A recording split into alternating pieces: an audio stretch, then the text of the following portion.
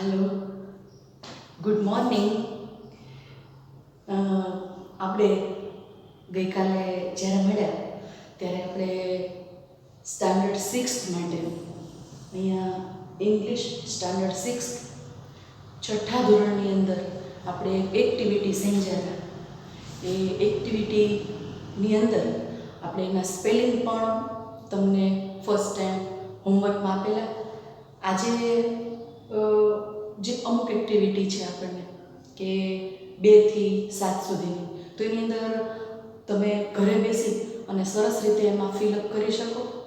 ઉપર ઇન્સ્ટ્રક્શન જે આપી હોય, તમને જે સૂચના આપી હોય એ વાંચી અને પછી તમારે એના આન્સર તમારે જાતે લખવાના હોય. તમને ગઈકાલે કીધું હતું કે રાઇમિંગ વર્ડ્સ છે કે રેડ તો બેડ, તો એવી રીતે એક સરખા ઉચ્ચાર આવતા હોય એવા સ્પેલિંગ એમાં તમારે લખવાના છે. તો એ પણ તમે લખી શકો. એટલે એક્ટિવિટી ઘરે કરતા જજો. પણ જે સ્ટોરી આપેલી છે તમને એક્ટિવિટીની અંદર કે જે તમારે સમજવી જરૂરી હોય અને એના ક્વેશ્ચન આન્સર તમને એક્ઝામની અંદર પૂછાય છે, તો એવી એક્ટિવિટી આપણે અહીંયા ખાસ કરશું. એક પ્રોજેક્ટ વર્ક પણ આપણે કરશું કે જે તમારે એક્ટિવિટીમાં આવે છે. એટલે જે મેઇન સ્ટોરી છે આપણે, અને એ સ્ટોરી આખી આપણે અહીંયા સમજશું. બાકી તમને એક ઇન્સ્ટ્રક્શન આપીશ કે કેવી રીતે તમારી એક્ટિવિટી જે ટેક્સ્ટ બુકની અંદર આપેલી છે તમારા પાઠ્યપુસ્તકમાં, એ તમારે કેવી રીતે પૂર્ણ કરવી. અને એ ઉપરથી સૂચના વાંચીને તમારે બધા પેજની અંદર જોતું જવાનું કે કઈ કઈ એક્ટિવિટી છે. એ બહુ નોર્મલ હોય છે અને તમને સરસ રીતે આવડી જાય એ પ્રકારની હોય છે. તો આજનો આપણો જે ટાસ્ક છે શું છે કે એક્ટિવિટી 8મી છે. જુઓ અહીંયા તમે ટેક્સ્ટ બુકની અંદર પેજ નંબર 10, એ 10મા પેજની અંદર તમને એક સરસ મજાની એક્ટિવિટી આપી છે અને એક સ્કૂલની આખી સ્ટોરી છે, વાર્તા છે તમારા માટે. તો શું છે કે it was a cold day. અહીંયા વોઝ આપ્યું છે, it was a cold day. તો ઇટ એટલે તે, હતો એક, કોલ્ડ એટલે આપણે ઠંડુ કહીએ છીએ અને ડે એટલે દિવસ. તો ઠંડુ એટલે શું? તો કે it was a cold day, તે ઠંડીનો એક દિવસ હતો. જ્યારે આપણને ખબર છે કે શિયાળો આવે ત્યારે આપણે ખૂબ ઠંડી પડે છે, તો એ શિયાળાની અંદર આપણે ગરમ કપડાં પહેરીએ છીએ એવું થાય છે. પણ ઘણી વખત આપણે ચોમાસાની અંદર પણ ખૂબ વરસાદ હોય અને અતિશય વરસાદ પડી ગયો હોય પછી તમને ઠંડી લાગે છે, તો એ પણ એક એવો દિવસ કહેવાય કે ત્યારે ખૂબ જ ઠંડક હોય. એને કોલ્ડ ડે તરીકે આપણે ગણીએ છીએ. એટલે કે એકદમ ઠંડક હોય જે આપણે ઘણી વખત સહન ન કરી શકીએ અને આપણે માંદા પડી જાય, તો સ્કૂલે આવવાનું પણ ઘણી વખત મુશ્કેલ બની જાય છે. તો એ સમયે આપણે સરસ રીતે એ ઠંડીનો દિવસ કેમ પસાર કરવો અને કેવી રીતે આપણે સ્કૂલમાં પણ હાજર રહી શકીએ અને માંદા પણ ન પડીએ, તો એવી એક સ્ટોરી અહીંયા છે કે તે દિવસે ખૂબ ઠંડીનો દિવસ હતો અને શિક્ષકો આવેલા હોય, બધા ટીચર્સ હોય, પણ અમુક સ્ટુડન્ટને કોઈ બીમાર પડી જાય. ઘણી વખત બહુ ઠંડી હોય તો ગમે તેને ઠંડી લાગી શકે, ટીચર હોય કે સ્ટુડન્ટ હોય. તો એ સમયમાં એ માંદા પડી જાય અને સ્કૂલે હાજરી આપી શકે નહીં અને લગભગ ક્લાસ બધા આપણને ખાલી જોવા મળે કે અમુક જ સ્ટુડન્ટની હાજરી આપણને જોવા મળે છે. તો એવો જ એક ઘટનાની અંદર પણ બતાવી છે કે કેવી રીતે અને કેવો એ ઠંડો દિવસ હતો. તો it was a cold day. તો આપણે સમજીએ કે લાસ્ટ યર એટલે જે ગયો વર્ષ ગયું હોય એની વાત કરવામાં આવી છે કે last year there was one really bad day. આજે ગયો વર્ષ ગયું ને એની અંદર ખરેખર એ બહુ જ અમારા માટે ખરાબ દિવસ હતો એવું અહીંયા કહે છે. પછી તો કે ઇટ વોઝ મંડે. તે કયો દિવસ હતો? It was. હંમેશા આપણે કોઈ સ્ટોરી કરતા હોય ને તો એ લગભગ ભૂતકાળમાં હોય. એક રાજા હતા, એને 2 રાણીઓ હતી, એ જંગલમાં વિહરવા ગયા હતા. તો એ આપણે ભૂતકાળની અંદર કરીએ છીએ. એટલે દરેકની અંદર અહીંયા તમે જોજો કે વોઝ અને વરનો ઉપયોગ વધારે થયેલો હશે. એટલે આપણે સ્ટોરી કહેતા હોય તો એ તો ભૂતકાળમાં જ બની ગયેલી વાત છે. તો ઇંગ્લિશમાં આપણે ખાસ ધ્યાન રાખશું કે ત્યાં ઠંડો દિવસ છે એમ નહીં, પણ ઠંડો દિવસ ખૂબ હતો અને ત્યારે ખૂબ જ ઠંડી પડતી હતી, એવો એનો કહેવાનો મિનિંગ થાય છે. તો ઇટ વોઝ મંડે, તે સોમવાર હતો, એટલે રજાનો દિવસ તો સન્ડે હોય, પણ મંડે એટલે સોમવારનો દિવસ, અને તે દિવસે તો વર્કિંગ ડે કહેવાય. તો usually there are about 25 students in my class, but that day there were only 5 students. બરાબર, એક વર્કિંગ ડે હતો, બધાએ સ્કૂલે જવાનું હોય, સોમવારે તો કંઈ રજા હોય જ નહીં, આપણને બધાને ખબર છે. પણ મોટે ભાગે એવું થતું કે 25 વિદ્યાર્થીઓ છે ને એ મારા ક્લાસમાં હતા.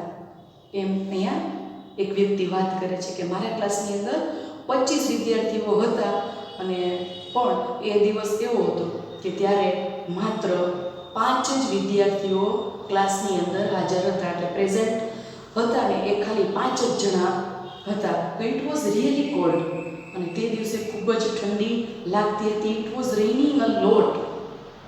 અ લોટ આપણે શેના માટે વાપરીએ છીએ કે ખૂબ ઝાઝી વસ્તુ હોય એના માટે પણ લોટ કહીએ છીએ. કંઈ આપણે કોઈને થેન્ક યુ કહેતા હોય તો એની અંદર પણ આપણે ખૂબ ખૂબ આભાર, તો એના માટે આપણે લોટનો ઉપયોગ કરીએ છીએ. મતલબ કે થેન્ક્સ અ લોટ, તમારો ખૂબ ખૂબ આભાર, એટલે ઘણો બધો આભાર. એને આપણે કાઉન્ટ નથી કરી શકતા, એટલા માટે થેન્ક્સ અ લોટ એવો ઉપયોગ આપણે કરીએ છીએ. તો બધા જ ટેક્સ્ટ બુક સામે કાઢીને બેસજો. 10મું પેજ છે, એક્ટિવિટી 8મી, અને એ આપણે સમજીએ છીએ, એટલે ધ્યાનપૂર્વક તમે સમજજો. અને ગયા આ જે ટોપિક આપણે લીધો ફર્સ્ટ એક્ટિવિટી, એની અંદર તમને હોમવર્ક શીટમાં આ જે it was a cold day activity 8મી છે, અને એના બધા સ્પેલિંગ તમને હોમવર્કમાં આપેલા છે. છતાં પણ તમને ન પૂછાય તો જ્યારે આપણે પ્રેઝન્ટમાં હોઈએ ત્યારે આપણે એ પૂછી લેવાનું છે કે કેવી રીતે આના સ્પેલિંગ થાય છે. બાકી નાની એક રીડર બુક આવે છે, એની અંદર પણ બધી જ એક્ટિવિટીના સ્પેલિંગ આપેલા હોય છે. તો અહીંયા આપણે ખાસ જોશું કે કેવી રીતે બધા સ્પેલિંગનો ઉપયોગ કરી અને એના અર્થ જાણીને પાઠને વાંચવાની કોશિશ કરવી. પછી શું બને છે તો કે it was a cold day, it was raining a lot, અને તે દિવસે છે ને ખૂબ જ વરસાદ પડતો હતો. અત્યારે પણ આપણને માહોલ ખબર છે ને કે એટલો બધો વરસાદ પડે, એટલો બધો વરસાદ પડે કે આપણે ઘણી વખત એમ કહેવા માંડીએ, ઓહો 1 વીક સુધી વરસાદ પડ્યો, સૂર્યનો તડકો તો દેખાતો જ નથી. તો આવા સમયે આપણે શું કરીએ કે વરસાદને માણવાની મજા આવે છે, પણ જો કોઈ પણ વસ્તુ જ્યારે એક ધારી આપણને જોવા મળે ને ત્યારે આપણને એનો કંટાળો આવે છે. બરાબર, તો કોઈ પણ વસ્તુની અંદર આપણે ટાઈમ લિમિટ જોઈએ કે વરસાદ ખૂબ પડ્યો હોય પછી હા સવારે તડકો આવે તો સારું, બહુ ગરમી હોય તો આપણે એમ કહીએ હવે તો ઠંડી પડે તો સારું. ત્રણેય ઋતુ છે ને આપણા માટે ખૂબ જરૂરી છે. પણ અહીંયા એ એક દિવસ છે, બહુ જ ઠંડીનો દિવસ હતો ને, એનું વર્ણન તમને અહીંયા બતાવવામાં આવ્યું છે કે ક્લાસની અંદર 5 જ વિદ્યાર્થીઓ છે અને ખૂબ ઠંડીનો દિવસ એ હતો અને ખૂબ જ વરસાદ પડેલો હતો. It was dark and grey outside. ત્યારે વાતાવરણ કેવું થઈ જાય, બહાર સનસાઇન ન હોય, મતલબ સૂર્યનો જે તડકો છે એ દેખાતો જ નથી. તો એ સમયે વાતાવરણ કેવું હોય, એકદમ ઘનઘોર વાતાવરણ હોય, જાણે કે આમ વાદળો ઘટાદાર આપણને દેખાતા હોય, અને એ સમયે એકદમ વાદળછાયું વાતાવરણ હોય, તો એને ડાર્ક એન્ડ ગ્રે આઉટસાઇડ, એટલે બહારની બાજુએ આવું એકદમ ઘનઘોર અને ખૂબ જ વાદળછાયું વાતાવરણ હતું. There was no sunshine. ત્યારે ત્યાં શું નહોતું તો કે સનસાઇન, સૂર્યનો પ્રકાશ હતો નહીં. સૂર્યનો જે એકદમ તેજસ્વી પ્રકાશ દેખાય ને એવો તે દિવસે દેખાણો જ નહીં, કારણ કે બહુ વરસાદ હોય ત્યારે સૂર્ય દાદા જે છે એ આપણને દેખાતા નથી. તો આઈ થિંક, હું એવું વિચારું છું કે the students weren't at school because they were sick. તો જે વ્યક્તિ વિચારે છે ને એ એમ કહે છે કે બધા વિદ્યાર્થીઓ છે ને એ સ્કૂલમાં નહોતા. બરાબર, WERENT આપણે સમજી ગયા ને કે જ્યારે ભૂતકાળ હોય અને પછી એન કરીને આપણે ટૂંકું રૂપેનું, એટલે શોર્ટ ફોર્મ. વોઝ એટલે એક વ્યક્તિની વાત છે, પણ વર એટલે ઘણા બધી વ્યક્તિની વાત છે. તો વોઝન્ટ એન્ડ વરન્ટ. તો અહીંયા વરન્ટ શબ્દનો ઉપયોગ કરવામાં આવ્યો છે, મતલબ કે ત્યાં હતા નહીં, એટલે ઘણા બધા વિદ્યાર્થીની વાત છે. I think the students weren't at school. ઘણા બધા વિદ્યાર્થીઓ જે સ્કૂલે રોજ આવતા એ હું વિચારું છું કે તે દિવસે હતા નહીં. અને બીકોઝ એ કારણ કે શું કામ નહોતા, ધે વેર સિક, કદાચ તેઓ બધા માંદા પડેલા હતા. ધેર વર એટ હોમ, તેઓ બધા ઘરે હતા. મે બી ધે વેર ઇન બેડ, કદાચ તેઓ પથારીમાં હશે, મતલબ કે ખૂબ માંદા હોય ત્યારે એ હાલી ચાલી શકે નહીં અને એને ખૂબ ઠંડી લાગેલી હોય તો એ બીમાર પડી જાય તો પથારીમાં સૂતા રહેવું પડે અને સ્કૂલે હાજરી આપી શકે નહીં. હવે નેક્સ્ટ પેરેગ્રાફ આપણે જોઈએ કે એની અંદર શું આપેલું છે તો કે mister Joshi is our class teacher. જે મિસ્ટર જોશી છે અહીંયા એ એક વર્ગ શિક્ષક તરીકે છે. તો he is always at school, તેઓ છે ને એ હંમેશા સ્કૂલે હાજર જ હોય છે. તો he is never at home, એ ક્યારેય પણ ઘરે હોતા નથી, એ હંમેશા સ્કૂલમાં હાજરી આપે છે અને બધા વિદ્યાર્થીઓની કેરપૂર્વક, મતલબ કે ખૂબ જ કાળજીપૂર્વક બધા વિદ્યાર્થીઓનું ધ્યાન રાખે છે અને સારી રીતે ભણાવે છે. એટલે એનું નામ શું છે? જે વિદ્યાર્થી પોતે આ વાત કરે છે કે ઇટ વોઝ કોલ્ડ ડે અને mister Joshi is our class teacher. Mister Joshi છે એ અમારા વર્ગ શિક્ષક હતા. બરાબર. તો he is always at school, he is never at home on Monday. સોમવારે તો એ ક્યારેય ગેરહાજર હોય જ નહીં. સન્ડે હોય તો એ આપણો હોલિડે કહેવાય, પણ નેક્સ્ટ ડે મંડે હોય તો ત્યારે બધા ટીચર્સ અને સ્ટુડન્ટ હાજર જ હોય, તો એ ક્યારેય પણ ઘરે નથી હોતા. Last Monday was no different. બરાબર. આજે છેલ્લો આપણો સોમવાર ગયો એ કાંઈ બહુ અલગ નહોતો, એ કાંઈ બહુ જુદું નહોતું. ડિફરન્ટ એટલે અલગ અલગ અથવા જુદું જુદું. તો એવો કંઈ અલગ દિવસ નહોતો કે તે દિવસે કોઈ હાજર ન રહે. He was not at home. અને તે દિવસે પણ શિક્ષકની વાત કરી છે, તે દિવસે પણ તે ઘરે હતા નહીં. વોઝ નોટ આપણે શીખી ગયા નકાર વાક્ય વરન્ટ એન્ડ વોઝન્ટ. તો અહીંયા એક વચન અને બહુવચનમાં વોઝન્ટ એન્ડ વરન્ટ એનો ઉપયોગ કરીએ છીએ. તો અહીંયા તે જે શિક્ષક હતા એ ઘરે નહોતા. He was in the classroom and it was cold. એક સરસ મજાનો ક્લાસરૂમ હતો, વર્ગખંડ હતો મોટો, પણ જે શિક્ષક હતા એ વર્ગખંડમાં હતા અને ઇટ વોઝ કોલ્ડ, તે ખૂબ જ ઠંડીનો દિવસ હતો. He was not in warm clothes. એટલે અહીંયા કહેવા માગે છે કે ગરમ કપડામાં એ હાજર થયેલા નહોતા. વોર્મ ક્લોથ્સ તમને સ્પેલિંગ આપેલા છે, જરા ચેક કરીને બધા પાકા કરજો એટલે તમને પાઠ વાંચવાની મજા આવશે.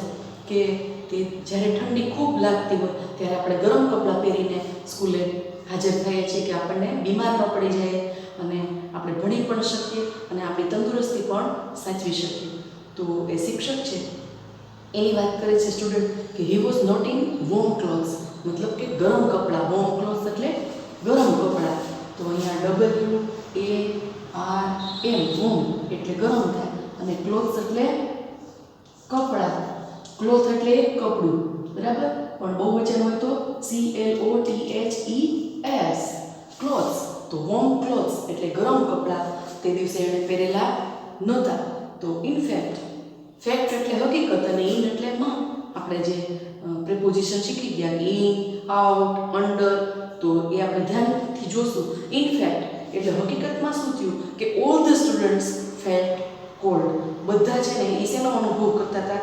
ખૂબ જ ઠંડીનો અનુભવ કરતા હતા. ઇટ વોઝ ફ્રીઝિંગ, જાણે કે પેલું ફ્રીઝરની અંદર બરફ કેમ જામી ગયો એવી રીતે બધા સ્ટુડન્ટ ઠંડા થઈ ગયા હતા, જાણે કે થીજી ગયા હતા. The school was like a refrigerator.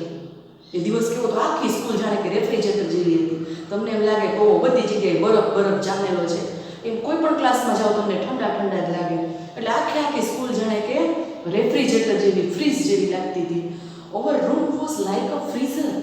અને એમાંય અમારું રૂમ તો ખબર નહીં પણ એટલો બધો ઠંડો હતો કે ફ્રીઝરનું જેમ ખાનું ઉપર અલગ હોય છે ફ્રીજની અંદર, રેફ્રિજરેટરની અંદર, એવી રીતે અમારો ક્લાસ તો બધાથી પાછો એક્સ્ટ્રા હતો અને એટલો બધો ઠંડો હતો કે જાણે કે ફ્રીઝર હોય. તો the school was like a refrigerator. Our classroom મતલબ જે અમારો ક્લાસ હતો એ તો પછી જાણે કે ફ્રીઝર જેવો હતો. And mister Joshi was like ice. બરાબર. અમારા જે ટીચર હતા ને મિસ્ટર જોશી, એને શું ગમતું હતું? ઠંડો આમ શું હોય? બરફ. એને બહુ ગમતો. The small class was cold. અને નાનકડો જે ક્લાસ હતો ને એ ઘણો બધો ઠંડો હતો. કેવો કે જેને આપણે બોલવાની ઈચ્છા થઈ જાય. It was class was cold. એકદમ ઠંડો ઠંડો ઠંડો. It was રેઇનિંગ heavily. ત્યારે શું થયું હતું? તે દિવસે ખૂબ જ ભારે વરસાદ થયેલો. હેવી એટલે ભારે, પણ વજનમાં ભારેની વાત નથી.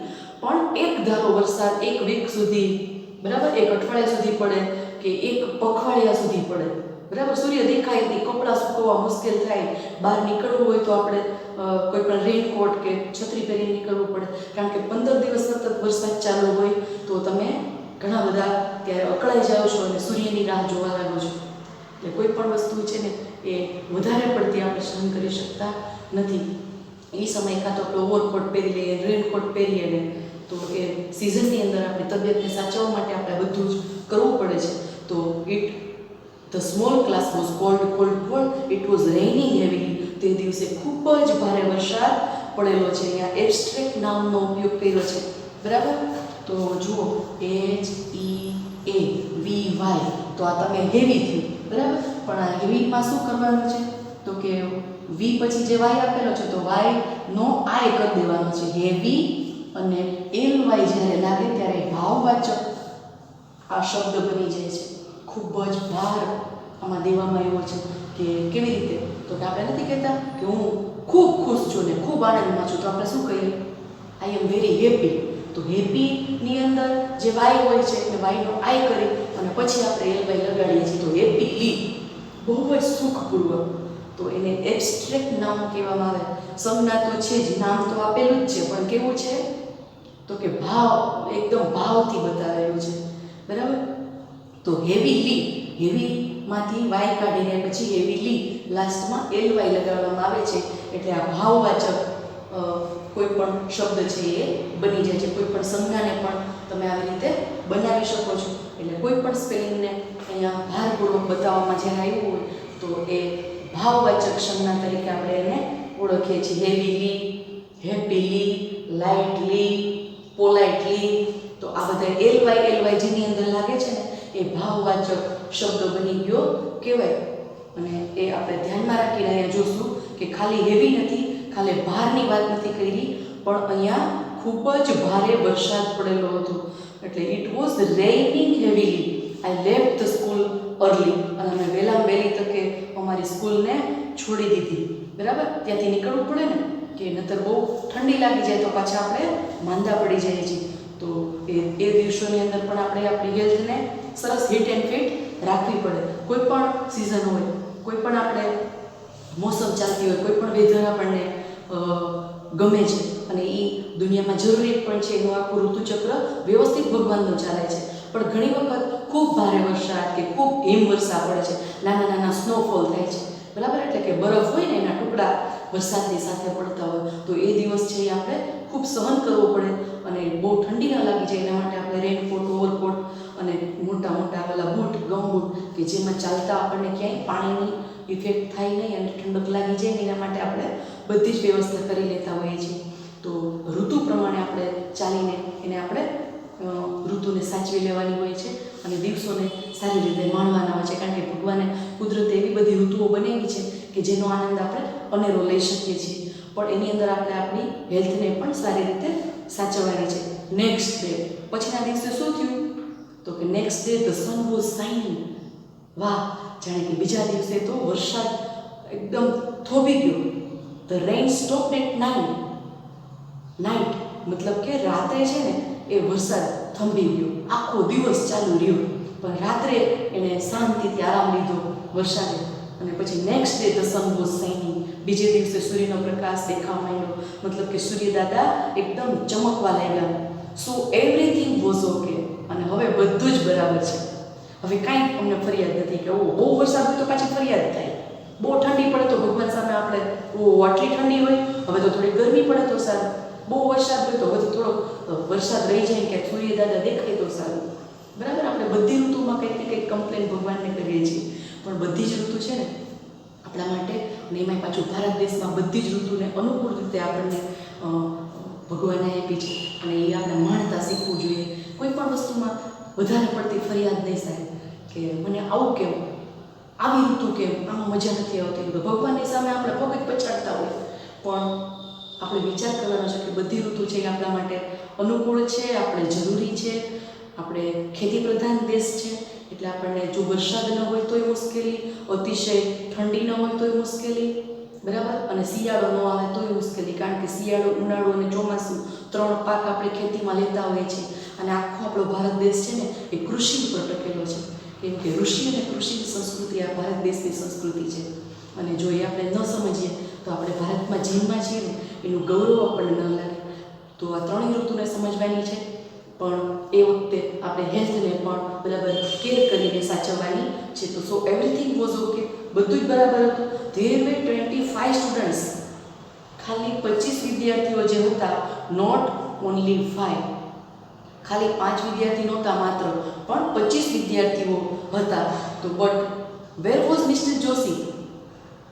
બીજા દિવસે જ્યારે સૂર્યનો પ્રકાશ દેખાવા લાગ્યો, વરસાદ થંભી ગયો, બધું બરાબર થઈ ગયું, પણ ધેર વોઝ 25 સ્ટુડન્ટ્સ, અને તે દિવસે 25 વિદ્યાર્થીઓ ત્યાં હતા, માત્ર 5 જે તે દિવસે નહોતા, એવું કંઈ નહોતું. But where was mister Joshi? જે અમારા ક્લાસ ટીચર હતા મિસ્ટર જોશી, એ ક્યાં ગયા?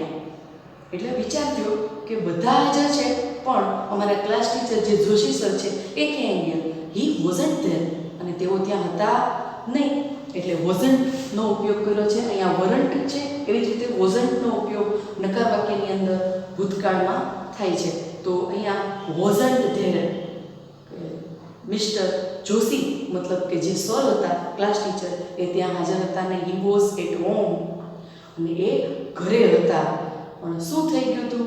તો કે સિક ઇન બેડ, અને તેઓ ખૂબ બીમાર પડી ગયેલા હતા, કારણ કે તે દિવસે કોઈ દિવસે એ ગેરહાજર હોતા જ નથી. આવો ભારે વરસાદ હતો ને તોય એ સર ત્યાં હાજર હતા, અને વિદ્યાર્થીઓ ઓછા હતા. પણ બીજે દિવસે બધા વિદ્યાર્થીઓ હાજર હતા ત્યારે સર ગેરહાજર હતા, કારણ કે એને પણ ઠંડી લાગે, એ પણ માંદા પડે, એને પણ બધી ઇફેક્ટ થાય. એટલે બીજે દિવસે એવું જોવા મળ્યું કે બધા છોકરાઓ હાજર, પણ સર હાજર હતા નહીં, કારણ કે જે દિવસે ખૂબ ઠંડી પડી હોય ત્યારે એ થોડીક આપણી તબિયતને નરમ બનાવે છે.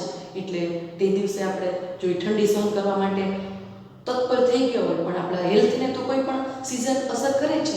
તે દિવસે પાછા જોશી સર છે એ ગરમ કપડામાં નહોતા, એટલે એને ખૂબ ઠંડી લાગી ગઈ, અને પછી બીજે દિવસે બીમાર પડી ગયા. તો એ સરસ જુઓ ક્લાસરૂમ બતાવ્યો છે કે સરસ સૂર્ય ચમકે છે, ઝાડવાઓનું દ્રશ્ય છે, અને વિદ્યાર્થીઓ હાજર છે, બરાબર, પણ તે દિવસે સર હાજર નહોતા. પછી જુઓ નીચે 11મા પેજ ઉપર તમને બ્લેન્ક્સ આપેલી છે, એ તમે જાતે પૂરવાની ટ્રાય કરજો. તમને એક્ટિવિટી ખાલી સમજાવી દઉં છું, એટલે જેટલી એક્ટિવિટી તમારી જાતે થાય ને એ તમે ફિલઅપ કરજો ટેક્સ્ટબુકની અંદર, અને બાકી આપણે જ્યારે હાજર હશું બધા ત્યારે આપણે સમજશું. અને અત્યારે જે તમને આ છે ને બ્લેન્ક્સ, કે કહી દઉં છું કે ધ વેધર વોઝ ખાલી જગ્યા એન્ડ રેઇની. તો એ વેધર એટલે મોસમ, જે આપણે સિઝન કહીએ છીએ એ વેધર પણ કહી શકાય, એટલે મોસમની વાત છે. તો એ કેવી છે? તો કે રેઇની છે. તો કયો શબ્દ ખૂટે છે ખાલી જગ્યામાં? એ તમારે પૂરવાનો રહેશે. ઇટ વોઝ ડાર્ક એન્ડ, એ કેવો દિવસ હતો? આપણે સમજી ગયા કે ડાર્ક એન્ડ ગ્રે આઉટસાઇડ, તો એ આપણે ત્યાં લખવાનું છે. Many students were not at the school.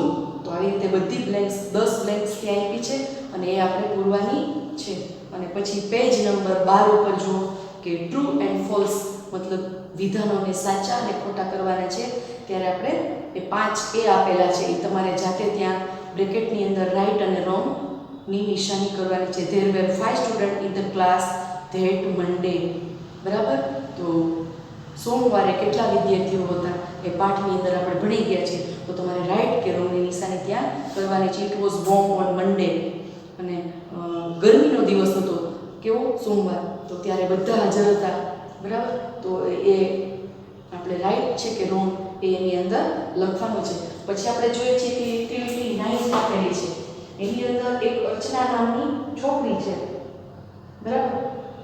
એ છોકરી છે ને એ પોતાની ડાયરી રોજ લખે છે. ડાયરી એટલે આપણને ખબર છે કે દૈનિક જે કંઈ તમે ક્રિયા કરો છો એ તમે રોજે રોજ તમારી ડાયરીની અંદર તમે લખો છો કે સવારે હું આટલા વાગે ઉઠી, બરાબર, આ એક્ટિવિટી કરી, સ્કૂલે ગઈ, ઘરે આવી, પછી લંચ લીધું, અને પછી મેં મારું થોડુંક હોમવર્ક કર્યું, પછી પાછા હું મમ્મી પાસે થોડીક વાર ભણવા બેઠી. એટલે આખા દિવસની જે કંઈ તમારી રોજની જે તમે ગુજરાતીમાં કયો છો એને ઇંગ્લિશની અંદર ડાયરી કહેવામાં આવે છે. તો અર્ચના નામની એક છોકરી છે ને એ રોજ પોતાની ડાયરી લખે છે અને કેટલાક દિવસોની ડાયરી લખવાનું એ ચૂકી ગઈ છે. ઘણી વખત એવું થાય કે રમવામાં અથવા તો ટાઈમિંગ આપણે એને ન આપ્યો હોય તો એ આપણે આખા દિવસની રોજની લખવાની રહી જાય છે. તો અર્ચના સાથે પણ આવું બન્યું અને પોતાની મમ્મીને પૂછીને લખે, મમ્મી કાલે આપણે આટલા વાગે શું કર્યું હતું, કારણ કે પોતે બધું ભૂલી ગઈ છે. 2-3 દિવસનું સાથે લખવાનું છે. અર્ચના અને તેમની મમ્મીના સંવાદ અહીંયા નીચે આપ્યા છે એ હું તમને જરા ફટાફટ કહી દઉં છું કે Archana says, mummy please tell me, મને કેને કે where was we last Sunday, આપણે આજે ગયો રવિવાર હતો ત્યારે આપણે ક્યાં હતા, મમ્મી જરાક મને કહી દે ને, પ્લીઝ ટેલ મી. તો આપણે સે એટલે કેવું થાય, પણ અહીંયા આપણે ટેલનો ઉપયોગ કરીશું. પ્લીઝ ટેલ મી, મહેરબાની કરીને મને એક કે અથવા મને કહો.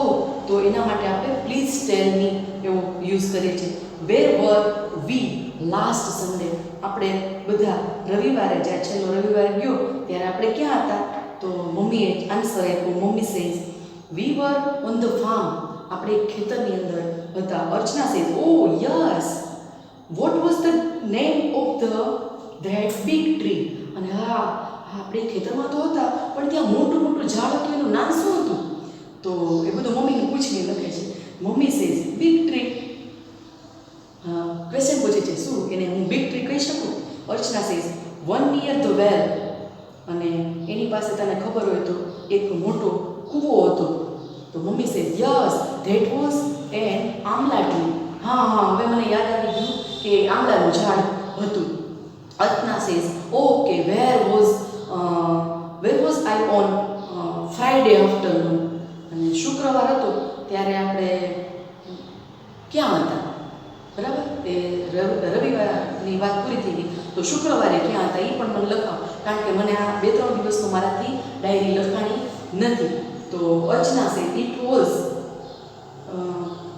ને મમ્મી કહે છે ઓન ફ્રાઈડે એટલે કે શુક્રવારે આપણે ક્યાં હતા. વોટ વોઝ ધ ડેટ, શુક્રવારે કઈ તારીખ હતી એ યાદ કરાવતો. એટલે મમ્મી પાછા અર્ચનાને પૂછે છે કે શુક્રવારે કઈ તારીખ હતી. Archana says it was the 11th of this month, અને આ મહિનાની એ 11મી તારીખ હતી લગભગ. તો મમ્મી કહે છે we were in the Dudhsagar dairy, હા તો જો 11 તારીખ હોય ને તો તે દિવસે આપણે એક દૂધસાગર નામની એક ડેરી હતી, તો એ ડેરીમાં આપણે બધા હતા. તો Archana says and mummy on the 12th, જો 11મું 12મું 13મું, તો એમાં th આપણે લગાડીએ છીએ. 11th 12th 13th 14th, તો એટલે 12મો દિવસ જ્યારે હતો અથવા તો 12મી તારીખ હતી એની વાત કરી હોય ત્યારે th લગાડીને આપણે એને સમજીએ છીએ. And mummy on the 12th મતલબ 12મી તારીખે આપણે ક્યાં હતા. એને પછી ફરીથી પૂછ્યું નથી કે we were in the it was the 12th of this month, એ 12મી તારીખ મહિનાની હતી ત્યારે આપણે ક્યાં હતા એવું એને ફરીથી નથી પૂછ્યું, પણ એની સાથે જ પૂછી લીધું. And mummy on the 12th, અને 12મી તારીખે આપણે ક્યાં હતા, મતલબ કે mummy says you and your friends were at the library, તું અને તારા મિત્રો બધા એક પુસ્તકાલયની અંદર હતા. Archana oh yes I remember now, mummy હવે મને યાદ આવ્યું કે અમે તો બધા છોકરાઓની સાથે અમે પુસ્તકાલયમાં વાંચવા માટે ગયા હતા. I was there with my friends, અને હું ત્યારે બધા મારા દોસ્ત હતા એની સાથે હતી.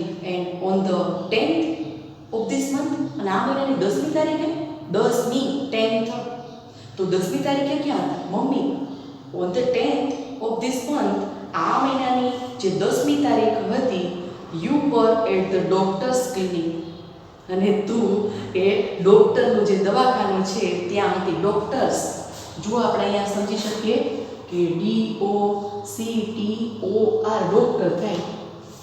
પછી એક ટોપિક સમજવામાં આપણે આવે છે કે એપોસ્ટ્રોફી, અહીંયા જે તમે કોમા જેવું કરો છો ને એને એપોસ્ટ્રોફી કહેવાય છે, અને પછી એસ કરીએ છીએ. એનો મિનિંગ શું થયો કે નો, ની, નું અને ના, બરાબર. ડોક્ટર્સ ક્લિનિક એટલે ડૉક્ટરનું દવાખાનું, તો ડૉક્ટરનું, તો અહીંયા એનો અર્થ નું થયો, બરાબર. ડૉક્ટરની બેન, તો ડૉક્ટર્સ સિસ્ટર, તો ત્યાં ડૉક્ટરની આવે, બરાબર. એટલે નોની નુના એ જે વિભક્તિ છે એ આપણે અહીંયા કોમાની અંદર સમજવાની છે. ડૉક્ટર્સ ક્લિનિક, ડૉક્ટરનું દવાખાનું. અહીંયા ડૉક્ટરનું બહુવચન નથી, એસ આપેલું છે. ઘણી વખત આપણે શું કરીએ છીએ કે પેન્સ, બુક્સ, બેન્ચીસ, તો આ બધાનું પ્લુરલ આપણે કરીએ છીએ ને ત્યારે પાછળ એસ લગાડીએ છીએ, બરાબર. કે આવી રીતે ગ્લાસ છે, આપણે સમજી ગયા છીએ ગ્લાસ છે એનું બહુવચન કરવું હોય તો es પ્રત્યે લગાડીએ છીએ એટલે એનું બહુવચન થયું. પણ અહીંયા એ બહુવચન નથી, બરાબર. એ બસ છે, bus બસ, તો es આવ્યો તો આપણે es કરીને આપણે એનું બહુવચન કરીએ છીએ. તો અહીંયા પ્લુરલની વાત નથી. અહીંયા કોઈ પણ નર્સની વાત હોય કે ડૉક્ટર હોય કે એન્જિનિયર હોય તો એ એસ લગાડ્યો હોય તો એનું બહુવચન કેસમાં એ બને છે કે બહુવચન થાય છે. પણ જ્યારે આ ડૉક્ટર આપ્યું છે, બરાબર, ડૉક્ટર આપ્યું છે અને પછી ઉપર જ્યારે કોમા કર્યો હોય ને પછી એસ લખ્યો હોય એનો મતલબ થાય ડૉક્ટરનું અથવા ડૉક્ટરના અથવા ડૉક્ટરની. તો આ નો, ની, નું અને ના એના માટે ઉપયોગમાં લેવામાં આવે છે. બે રીતે આપણે નોની નુનાને સમજીએ છીએ. એક તો કેવી રીતે કે ડૉક્ટર્સ ક્લિનિક, પણ એમ પણ કરી શકીએ ધ ક્લિનિક ઓફ ડૉક્ટર. તો ત્યાં શેનો ઉપયોગ થાય? ઓફ. ઓફનો મતલબ પણ શું થાય? તો કે નો, ની, નું અને ના. આ બધા માટે આપણે નોની નુના માટે ઓફનો ઉપયોગ કરીએ. એવી રીતે નોની નુના માટે આપણે એફોસ્ટ્રોફી આને કહેવામાં આવે છે, જે આપણે કોમા કહીએ છીએ એને એફોસ્ટ્રોફી અને પછી એસ એ કરીએ ત્યારે પણ એ નોની નુના એવો એનો અર્થ થાય છે. એટલે આ બે ટોપિક આપણે ભણવામાં પણ આવે છે, પણ તમે એક્સ્ટ્રા આપણે ત્યારે નથી લીધું ત્યારે આ પાઠમાં આપણે એ ટોપિક ગ્રામરનું સમજી લઈએ કે એફોસ્ટ્રોફી એસ કરવામાં આવે ત્યારે નોની નુના એનો મિનિંગ કરવામાં આવે છે અને ઓફ એ પણ નોની નુના માટે ઉપયોગમાં લેવામાં આવે છે, બરાબર. તો એ આપણે ખાસ ધ્યાનમાં રાખશું. તો અહીંયા જુઓ અર્ચના એ બધું કહે છે કે ઓ yes I remember now I was there with my friends and on the 10th 10મી તારીખે, તો આપણે એ આ મહિનાની 10મી તારીખે ક્યાં હતા mummy? On the 10th of this month you were at the doctor's clinic, તું એક ડૉક્ટરના દવાખાનામાં હતી. Archana says yes but I will not write that. હા પણ મેં છે ને હું એ કેવી રીતે મેં એ લખ્યું નથી, બરાબર, હું એ લખીશ નહીં. But I will not write that. I will ભવિષ્યની વાત છે કે હું એ લખીશ નહીં. આઈ વિલ નોટ નકાર વાક્ય છે એટલે નેગેટિવ સેન્ટેન્સ કહેવાય. આઈ વિલ નોટ, બરાબર, નેગેટિવ સેન્ટેન્સ છે. નોટ રાઇટ, હું લખીશ નહીં. શું? હું તે લખીશ નહીં, બરાબર. મને ખબર છે કે તે દિવસે હું દવાખાનામાં હતી પણ આઈ વિલ નોટ રાઇટ, હું એ લખીશ નહીં. મમ્મી વાય નોટ બેટા? શા માટે નહીં લખે તું? વાય એટલે શા માટે? Why not? તો Archana says no no it was bad experience. Mummy સારો અનુભવ હોય ને એ જ ડાયરીમાં તો લખાય. આવો ખરાબ અનુભવ થયો તો શું કામ ડાયરીમાં લખવો? તો એ હું એટલા માટે નહીં લખું mummy. But it was a really experience. ખરેખર આ જીવનમાં એક માણવા જેવો આનંદ છે, અથવા તો આપણા જીવનની અંદર ખૂબ મજા કરી હોય ને એ દિવસ આપણે ખૂબ યાદ રહી જાય છે, આપણે એને ભૂલતા નથી. So please write it. અને તું દવાખાનામાં ક્લિનિકમાં ગઈ હતી એ પણ એક તારો એક્સપિરિયન્સ જ છે ને, એટલે સાચા અનુભવો છે ને એ ડાયરીમાં પણ આપણે લખવા જોઈએ. સો પ્લીઝ, સો એટલે તેથી, પ્લીઝ મહેરબાની કરીને તું એને લખી નાખ. સો પ્લીઝ રાઇટ ઇટ, તો એ મહેરબાની કરીને લખી નાખ એવો અહીંયા ઉદ્દેશ એ મમ્મીનો કહેવાનો છે. એટલે આ બંનેના વાક્યો જે મમ્મી દીકરી બોલે છે એ કેવી રીતે એનો સંવાદ થાય ઇંગ્લિશમાં, ક્વેશ્ચન વાક્ય કેવી રીતે હોય, નેગેટિવ સેન્ટેન્સ કેમ હોય, બરાબર, એપોસ્ટ્રોફીનો યુઝ કરીને કેવી રીતે પૂછે છે. તો આ બધી જ મેટર છે એ આપણે સમજીને એક્ટિવિટીને વાંચવાની છે અને એનું અનુવાદ ગુજરાતીમાં આપણે કેવી રીતે થાય એ સમજવાનું છે. પછી એની નીચે અર્ચનાની વિગતો આ કોષ્ટકમાં નોંધવાની છે. તમારી રીતે તમે એ પૂરવાનો પ્રયત્ન કરજો અને પછી વાક્ય બોલવાના. Archana was on the farm last Sunday. ખાલી બોલતા શીખવાનું છે. ઇંગ્લિશ કેવી રીતે બોલાય? તો બધા જ સેન્ટેન્સ છે એ આપણે લાઉડલી સ્પીક કરીને, મતલબ કે એકદમ મોટેથી એ બધા જ વાક્યો આપણે બોલતા શીખીએ અને સારી રીતે ઇંગ્લિશને વાંચતા શીખીએ. એટલે બધી એક્ટિવિટી પણ એમાં કરવી. જુઓ એના પછી એક સરસ મજાની એક્ટિવિટી 10ની આપવામાં આવી છે. એક્ટિવિટી 8 છે ને, હવે એક્ટિવિટી 10 છે. જુઓ એ પેજના બરોબર 14મું પેજ છે. એની અંદર આપી છે કે એક બધી બ્લેન્ક્સ આપી છે અને બ્લેન્ક્સની અંદર તમારે યોગ્ય શબ્દ વડે ખાલી જગ્યાને પૂરવાની છે. એમાં શું શું આપ્યું છે તો કે એમ, ઇઝ, વોઝ, વર અને આર. જો ટુ બી ના રૂપમાં આપણે શીખ્યા છીએ કે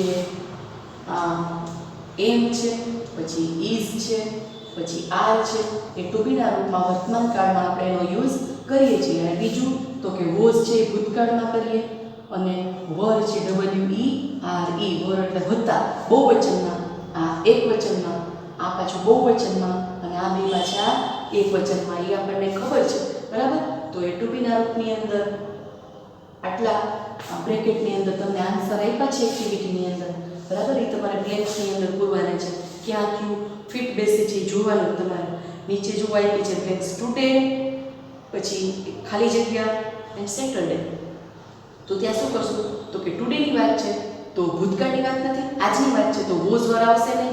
એમ ઇઝ આરમાંથી ત્રણમાંથી એક આવશે તો શું આવશે તો કે ટુડે ઇઝ સેટરડે.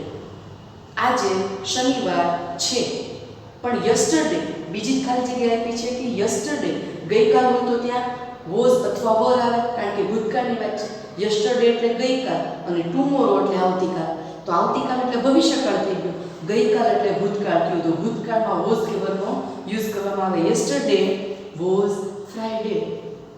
ગયો દિવસ મતલબ ગઈકાલ છે એ કયો હતો તો કે શુક્રવાર હતો. ધીસ યર એટલે આ વર્ષે આઈ એમ ઇન ક્લાસ 6, મતલબ કે હું 6થા ધોરણમાં આવી ગયો છું આ વર્ષે. તો ધીસ યર એટલે આ વર્ષની વાત છે, ભૂતકાળની વાત નથી, આ વર્ષ. તો ત્યાં શું આવે તો કે આઈ એમ ઇન ક્લાસ 6, હું 6થા ધોરણમાં છું. લાસ્ટ યર મતલબ કે ગયા વર્ષની વાત છે. Last year I was in class 5th, હું ગયા વર્ષે મતલબ જે વર્ષ વીતી ગયું છે એની ભૂતકાળની વાત છે તો વોઝ કે વર આવે. એક વચન છે આઈની ખાલી વાત મૂકી છે તો I was in class 5th. તો એવી રીતે તમે સમજી ગયા. એ રીતે આ 8 ખાલી જગ્યા આપી છે તમારી જાતે તમને સમજાવી એમ તમારે એમ ઇઝ આર અથવા તો વોઝ અને વરનો ઉપયોગ કરીને એ ખાલી જગ્યાને ટુ બી ના રૂપ વડે પૂરવાની છે. પછી એક્ટિવિટી 11th છે. જો પરિવારના બધા સભ્યોની વિગતો તમારે લખવાની છે. who, when and where. Family members with names, તમારે મમ્મી પપ્પાના નામ, સિસ્ટર, બ્રધર, ડોટર, એ જે બધા રિલેટિવ્સ છે ને એ ઘરની વ્યક્તિના નામ તમારે લખવાના છે. વેન મતલબ એની બર્થ ડેટ ક્યારે આવે છે એ તમારે બીજા ખાનામાં પૂરવાની છે આખા કોષ્ટકમાં. અને વેર મતલબ બર્થ પ્લેસ, એ બધાનું જન્મનું સ્થળ કયું ગામ છે અથવા કયું શહેર છે એ નામ તમારે લખવાનું રહેશે. ફોર એક્ઝામ્પલ મધર છે, બરાબર, મેમ્બર્સમાં આપણા ઘરની અંદર તો મધર છે એ કોણ છે, ફેમિલી મેમ્બર્સ વિથ નેમ્સ, એનું નામ તમારે લખવાનું છે કે my mother's name is Savitaben. તો મધર છે એનું નામ ત્યાં લખવાનું, ફાધર છે એનું નામ લખવાનું. પછી બંનેની બર્થ ડેટ લખવાની નેક્સ્ટ જે બોક્સ છે એમાં. અને એના પછીના બોક્સની અંદર એનો બર્થ પ્લેસ લખવાનું કે માની લો એકનું જુનાગઢ છે તો બીજાનું રાજકોટ છે, એકનું અમરેલી છે. ઘરના બધા જ જેટલા મેમ્બર્સ છે એના નામ અને ક્યારે એની બર્થ ડેટ છે અને ક્યાં એનું જન્મ સ્થળ છે, ત્રણેય બોક્સ તમારે પૂરવાના છે. પછી what was the age of your father in 2008, મતલબ 2008ની અંદર તમારા ફાધર છે એની એજ મતલબ એની ઉંમર કેટલી હતી, શું હતી એ તમારે બતાવવાની છે. તો એના આન્સર 5 આન્સર તમારે આપવાના છે. એ તમે તમારી બુકની અંદર લખી શકો પેન્સિલથી. એ બધું નોટ ડાઉન કરજો અને આ એક્ટિવિટી બરાબર સમજીને તમારે બુકની અંદર લખવાની છે. અને જે એક્ટિવિટી તમે આ ટેક્સ્ટ બુકમાં જ પૂરી શકો એ પેન્સિલથી તમારે ફિલઅપ કરવાની છે. અને પછી એ એક્ટિવિટી 12મી આવે છે, એમાં તમારે ખાલી જુઓ એક્ઝામ્પલ આપેલું છે. Hello 180 service, how can I help you, હું તમને કેવી રીતે મદદ કરી શકું. તો એ તમે છૂટા છૂટા અક્ષર નાના નાના બોક્સમાં લખવાના છે કે હેલો તો HELLO, તો કેટલા ખાના જોઈએ? તો કે 1 2 3 4 5. તો અહીંયા 6 આપ્યા છે, તો લાસ્ટમાં કંઈ આવશે નહીં. લાસ્ટમાં ખાલી તમારે કોમા અલ્પવિરામ કરવાનો છે. પછી 108 એટલે 3 બોક્સ થાય. વળી પાછું સર્વિસ છે કેટલા છે એ એના સ્પેલિંગના જે આલ્ફાબેટ ઈ ગણીને તમારે મૂકવાના છે. એમ અહીંયા 6 પોઈન્ટ આપ્યા છે અને ઉપર એક સેન્ટેન્સ આપ્યું છે. તો એ સેન્ટેન્સમાંથી સ્પેલિંગના કેટલા આલ્ફાબેટ છે એ કાઉન્ટ કરીને ખાનામાં તમારે ફિલઅપ કરવાના છે. એટલે એક્ટિવિટી બરાબર ધ્યાનથી સમજી લેજો અને ઘરે પૂરવાની ટ્રાય કરજો. વળી પાછી 16મા પેજ ઉપર એ 3 પાછા સેન્ટેન્સ આપ્યા છે અને પછી એના પછીનું જે પ્રોજેક્ટ છે એ બહુ સરસ છે. ગાંધીજીની આખી વાત છે. પ્રોજેક્ટ વર્ક તમે કરી શકો. કોઈ પણ આપણું સામાજિક વિજ્ઞાન છે, બરાબર, સામાજિક વિજ્ઞાનની બુક છે જેને તમે એસએસ કહો છો, અને પછી તમારી સાયન્સ અને ટેકનોલોજીની બુક છે. તો એમાં ઘણા જે ગ્રેટેસ્ટ સાયન્ટિસ્ટ થયા છે અથવા આપણા ભારત દેશના ઘણા ઋષિઓ છે, ઘણા નેતાઓ છે, તો આવી મહાન વિભૂતિઓ જે છે ને એના તમે સરસ મજાના ફોટા લઈ શકો. અને તમારી આ જે બુક આપી છે ને, જુઓ એમાં બોક્સ આપેલા છે. અહીંયા ગાંધીજી આપ્યા છે, તો ગાંધીજી ઉપર તમે અહીંયા વાક્ય લખેલા છે કે ગાંધીજીનો પરિચય આપ્યો છે. પછી બીજું ખાનું ખાલી છે, તો ત્યાં તમે બીજી કોઈ પણ વિભૂતિના અહીંયા પોઝ લગાડી અને એના ઉપર વાક્ય લખો. પછી ત્રીજી વ્યક્તિના પોઝ લગાડો, એના ઉપર વાક્ય લખો. તો એ સરસ રીતે તમે એ સમજી શકો છો. તો ખાલી ગાંધીજીનો ફોટો આપ્યો છે, તો એ ગાંધીજી ઉપર આપણે જો વાક્ય સમય આપણે બધા ઓળખીએ છીએ કે ગાંધીજી છે એ કોણ હતા, બરાબર.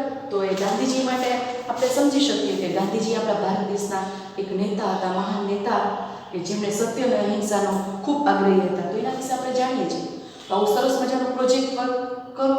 આપણે ઘરે બેસીને આપણે ફ્રી હોઈએ છીએ, તો બપોરે થોડોક રમવાનો સમય આપણે લઈ લેવાનો, રમીને પાછા ફરીએ ત્યારે સરસ મજાના આવા કટ કરી અને ફોટાને આ બુકમાં ચોંટાડશું અને એક્ટિવિટી આપણે ઘરે કરી લઈશું. તો નેક્સ્ટ મંથ કે જ્યારે આપણે ભણવાનું શરૂ થાય ત્યારે એક્ટિવિટી આપણી કમ્પ્લીટ હોય.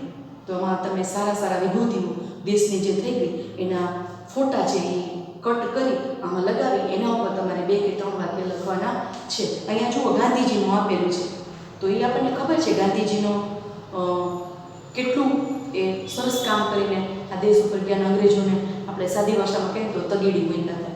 એટલે સાહિત્યના એક પ્રકાર પ્રમાણે તગેડવું એટલે કે કાઢી મૂકવા. આપણા દેશમાંથી આપણે અંગ્રેજોને જે કાઢી મૂક્યા ને એમાં મોટો ફાળો આપણા ગાંધીજીનો છે.